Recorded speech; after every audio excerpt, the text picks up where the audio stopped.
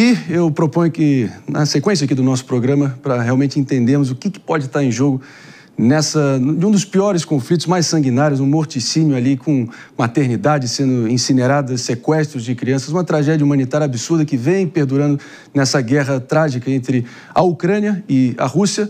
A gente, na medida que o próprio governo Trump iniciou com a grande esperança de um cessar-fogo ser firmado, e isso é algo ainda sendo cogitado, o fato é que o conflito segue ali, enfim, o pau segue torando, que o conflito segue perdurando e da forma mais sanguinária e lamentável possível. Até porque faço questão de repercutir com vocês aqui um ataque que, sinceramente, lembrou um daqueles ataques dignos de filme de ação hollywoodiano, em que a Ucrânia destruiu mais de 40 aviões com a capacidade nuclear, numa operação estilo cavalo de Troia, com drones camuflados, tá? E o detalhe, os aparelhos custam cerca de R$3.000 cada um.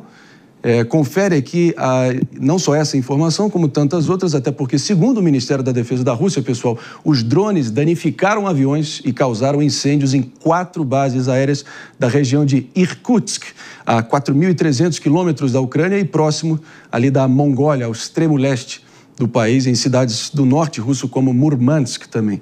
Então, para aquela expectativa que estava sendo gestada aqui, né, Jess Peixoto, de um cessar-fogo logo ali, enfim, começa a parecer que pode estar em xeque nesse momento, visto que as tensões escalaram e muito nos últimos dias. Ah, sim, mas aqui a gente também precisa avaliar, André, que esse ataque ele foi feito em um dia em que há um encontro na Turquia para se discutir a situação da paz de uma guerra que já faz vítimas e que já dura mais de 3 anos. Seria a tempestade antes da calmaria? É um bom jeito de se mostrar força também, né? Em muitos momentos, a Ucrânia é tida como lado tão fraco da guerra, principalmente depois que o presidente Donald Trump assumiu nos Estados Unidos. Então, realmente, essa é uma operação que mostra a força do exército ucraniano. As informações que nós temos é que essa foi uma operação que vem sendo planejada há mais de 1 ano e que demorou muito tempo para toda a sua execução. Os drones estavam em containers, eles não são drones típicos dos militares, então são drones de filmagem, competições, e eles conseguiram fazer esse feito aí que, segundo informações, já passa aí de dano ao exército russo de mais de 7 bilhões de dólares. Então, a partir disso, realmente é um dano muito forte. A operação foi supervisionada e contou com a presença do presidente da Ucrânia, Zelensky, durante todo o momento ali, e ela já tem uma grande repercussão na mídia internacional e, com certeza, afetou muitos russos. E, no final do dia, é um ativo, talvez, para começar essa negociação, mostrando que eles não estão fracos, como em muitos momentos o presidente Putin tenta afirmar ou trabalhar como se eles estivessem se esvarindo de forças. Foi um ataque muito bem coordenado, que também veio com um ataque também seguido, antecipado pelos russos, que também atacaram a Ucrânia nos últimos dias. Então a guerra não está num cessar-fogo, a guerra segue firme e vamos ver quais vão ser os contornos e como que isso vai afetar essas negociações que ocorrem hoje na Turquia. Uma diferença brutal é que os ataques russos têm destruído as instalações civis e matado pessoas inocentes na Ucrânia. O ataque ucraniano foi contra instalações militares na Rússia, o que mostra também uma diferença de padrão ético de comportamento entre os dois exércitos nessa guerra, que é uma invasão, uma agressão da Rússia contra a Ucrânia, que estava simplesmente vivendo a sua vida e se viu invadida pelo imperialismo de Vladimir Putin. E, mano, muito curioso é você observar a tecnologia e a organização que está sendo implementada nessa guerra, né, Marinho? Drones de cerca de $500 aí, com organização, com estratégia, com planejamento, causando um prejuízo financeiro de mais de 7 bilhões de dólares para a Rússia. Então é algo incrível que a gente vê, às vezes, que não só a força financeira de um país envolvido numa guerra conta, né? É claro que a inteligência, os ataques que a Ucrânia vem implementando na Rússia, eles estão fazendo um malabarismo aí financeiro para poder usar os seus recursos da melhor maneira possível, mais inteligente, para causar prejuízos aí como esse que está sendo mostrado agora na tela. Agora, esses aviões que foram atingidos aqui, pessoal, que fique claro, por eles terem capacidade de enfim, repousarem neles, na estrutura deles ali, algo com uma potência nuclear, com força nuclear, de acordo com vários tratados nucleares estabelecidos ao longo dos últimos anos, eles teriam que ficar visíveis 24 horas por dia. Então é importante que, enfim, ter esse detalhe aqui no sentido de que há diversos relatos que a Rússia estaria movimentando esse bombardeio para uma escalada no conflito com a Ucrânia, talvez até entregando ali peças, enfim, de grande preciosidade e de grande relevância até para poder ser devidamente atacadas pela Ucrânia, para aí sim poder escalar ainda mais o conflito.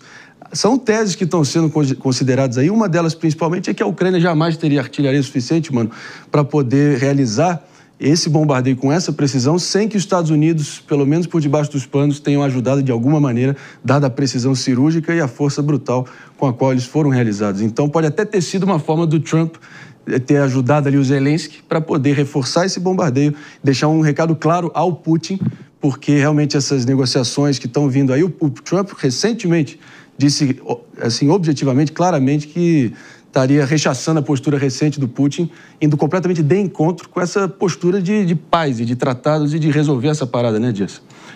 Eu acho então, eu diria até provável que os Estados Unidos tenham ajudado a Ucrânia nesse contra-ataque. Não sei se é provável, André, porque esse planejamento da operação chamada Teia de Aranha, ele dura mais de um ano. O presidente em exercício não era o Donald Trump. Infelizmente, a gente tem visto algumas posturas do presidente Trump e até mesmo uma cena horrorosa ali no Salão Oval, em que o Zelensky saiu ali, mais ou menos expulso da Casa Branca, as tensões, uma conversa ali no velório do Papa Francisco, entre os dois que talvez tenha amenizado as coisas. Mas, infelizmente, a postura do presidente Trump em relação ao Putin não é uma postura tão incisiva comparando com outros presidentes da história dos Estados Unidos. O que fez até em dados momentos ele elogiar o Putin tristemente como um líder aí de um país que defende a liberdade e a democracia como os Estados Unidos. Mas se essa operação ela deixa algo sério, é que ela vai mexer muito no ego dos russos. Por quê? Porque o russo ele tem esse caráter militar desde a Primeira e da Segunda Guerra muito forte. Então, a expectativa da antiga União Soviética, aquele meme, aquela ideia do Putin como um líder do exército em cima de um urso. Então, o russo ele carrega muito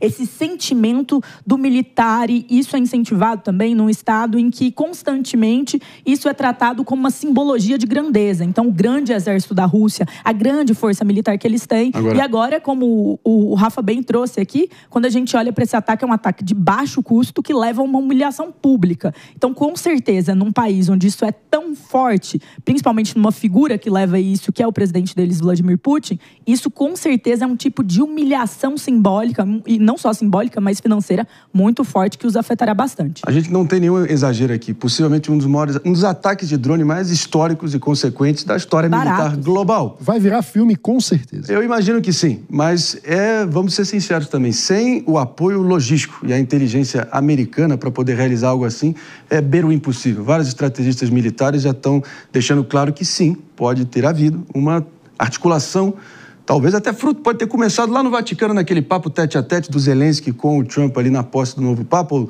melhor dizendo, no velório do Papa Francisco, que possa ter havido uma articulação para poder dar um recado claro para o Trump dizer para o Putin, ó, bonitão, baixa a tua bola aí, vamos negociar em paridade ali mínima, né? Porque realmente o que ele estava, enfim, sendo ousado e abusando da boa vontade ali das potências globais não estava escrito. Mas, claro, no detalhe, durante a programação da nossa Jovem Pan News, você terá aqui tudo muito bem explicado, analisado, olhando adiante. Não é isso, David, para seguir adiante? Não, é porque a Rússia também falou que nessa noite derrubou 162 drones. Então assim, não foi tão infalível assim. E aí fica nesse jogo, né? A Ucrânia ataca de um lado, a Rússia de outro, a região da fronteira realmente está complicada, mas a Rússia veio no comunicado oficial dizendo que fez, então, essa ofensiva contra a Ucrânia, derrubando 162 drones. É uma quantidade elevada até. Meus amigos, uma das frases preferidas é do Churchill: a Rússia é um enigma ali envelopado num mistério, envelopado numa charada. Então, sinceramente, mistérios são com os russos mesmos, tem que saber quem é que está com a certeza nessa história. 11h20.